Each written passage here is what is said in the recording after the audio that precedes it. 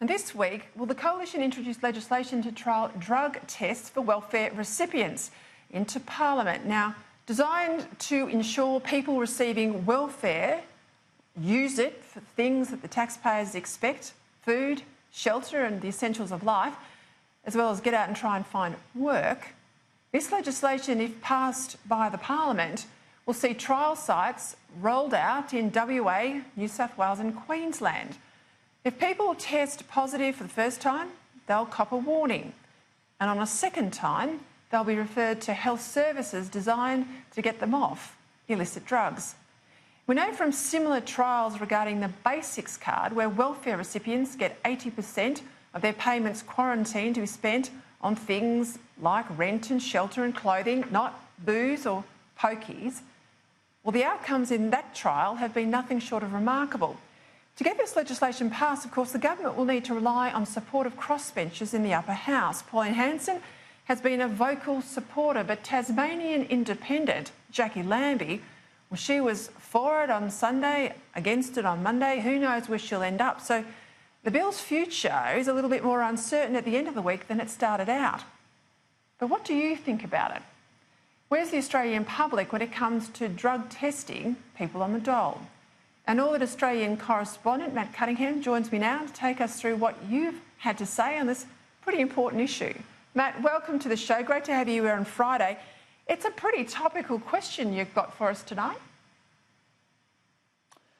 I think it's a good one too, Peter. And interesting you're talking about Jackie Lambie and the fact that she's really flip-flopping on this, and it might be a little bit more difficult for the government to get this legislation through than he had at first thought. I don't think the government's going to be too worried about that. I don't think Scott Morrison's going to be too worried about, because, you know, this is one of those issues that he's been talking about where he wants to sort of test the Labor Party, and I don't think that he's on too difficult a ground here, because if you take a listen to the reactions from the punters we've spoken to out on the street, I think the support from the public is pretty strong on this issue. Now, if you get into the Canberra bubble, it's a different story, and there's a lot of sort of wailing and gnashing of teeth about whether we should do this. But punters on the street are pretty supportive of this move and pretty supportive of the government pushing forward with this. So if this discussion continues for some time, I think the government's going to feel that it's on pretty solid ground. Here's a bit of what the people we spoke to about on this issue had to say.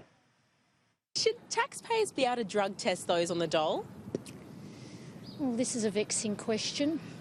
My opinion, yes, under the proviso that the politicians are equally drug tested.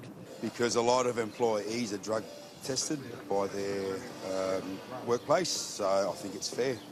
I just think as a taxpayer, my money's going elsewhere, I suppose, and yeah, I think so. These people need help, and I do appreciate that they have issues and that they absolutely, you don't want them spending their welfare payments on drugs and alcohol, but they also need the support behind them. Well, it's illegal, so we're paying for them, so why should we be paying for them to go out and get their drugs and get high and that? So, no, definitely not. Do you think taxpayers should be able to drug test those on the dole? No. Why? I don't think it's taking people's human rights away. It's crossing a line in my way of thinking. It's standard operating in a lot of industries. So, no, it's not an invasion of their privacy. As long as the politicians get drug tested as well.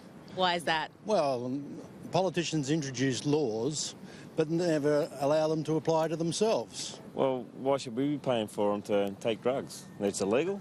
If it was legal, different story. They can go and drink beer. I've got no problems with that. Matt, it doesn't surprise me that there's general widespread support for something like this. Taxpayers, they are generous. They don't want to see welfare reduced in this country, but nor do they want to see it wasted. I put the same question up on my Facebook page to get a sense of what, the broader audience out there thinks, and I'll read a few of them. Gareth on Facebook said, I live in one of the towns that's going to trial it. I think it's great. So does the community. And Jill commented, nothing wrong with drug testing and nothing wrong with training people to buy the basics first and pay their bills. Taxpayers' money after all. And Adelina says dole payments should be directed to pay for food, shelter, power, transport, school and school-related necessities, the basics of life, with a small amount for other stuff, not cigarettes, drugs and tattoos. I mean, that's a new one. I had thought that the dole went to tattoos. Maybe it does, maybe it doesn't.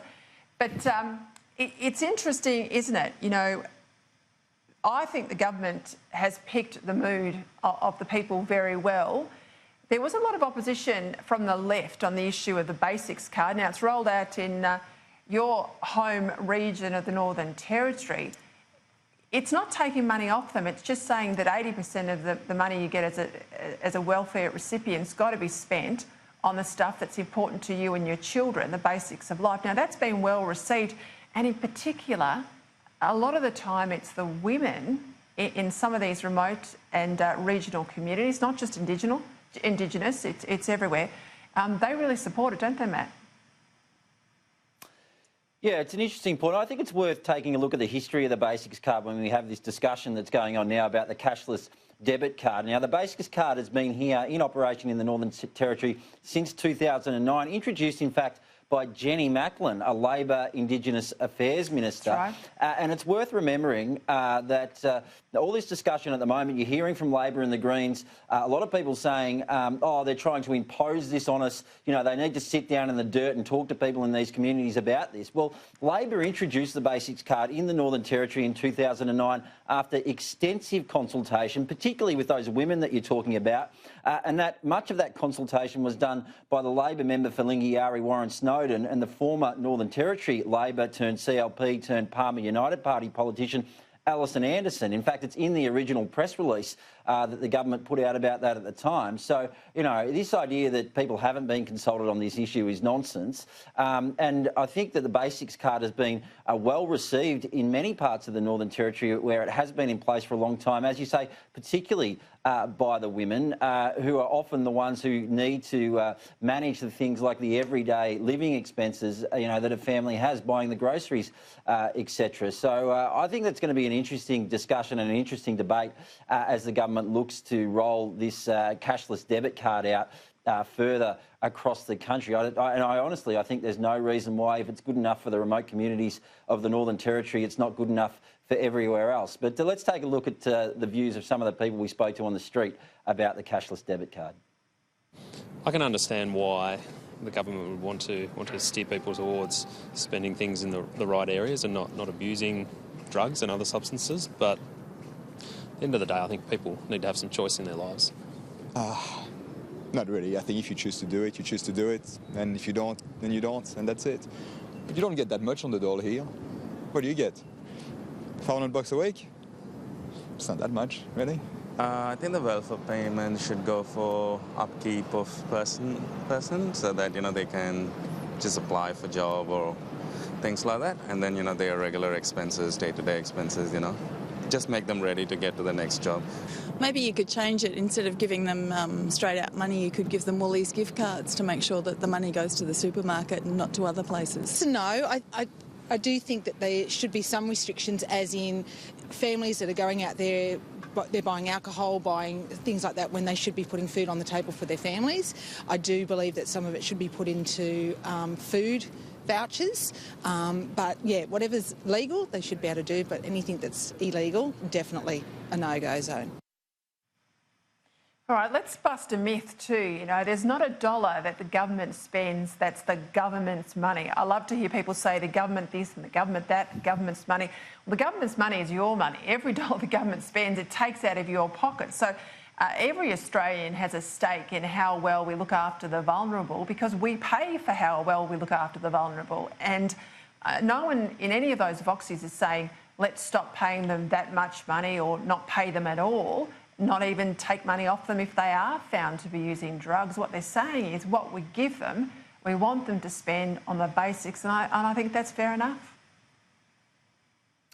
Absolutely, and if I could make one final point, just from a personal experience, Peter, there's a family I know well who I was talking to about this recently, and they had a child who had got into some trouble, had been in trouble with the law, had been in and out of prison, had had some issues with alcohol and with drugs, and they had moved here to the Northern Territory. And I can tell you, the parents of that guy, they felt so much more comfort knowing that the Basics card existed, because they knew that every fortnight he was going to have to spend at least 50% of the income that he received on essentials, on food, on groceries, on things that he needed, so that they knew that at least he was going to be able to feed himself. You know, he wasn't going to go and blow the entire amount of money on, you know, alcohol and cigarettes. So, you know, I think that if you really sit down and look at this and take a lot of the hysteria out of it, this idea that, you know, welfare money would, you know, be spent, would be given in a way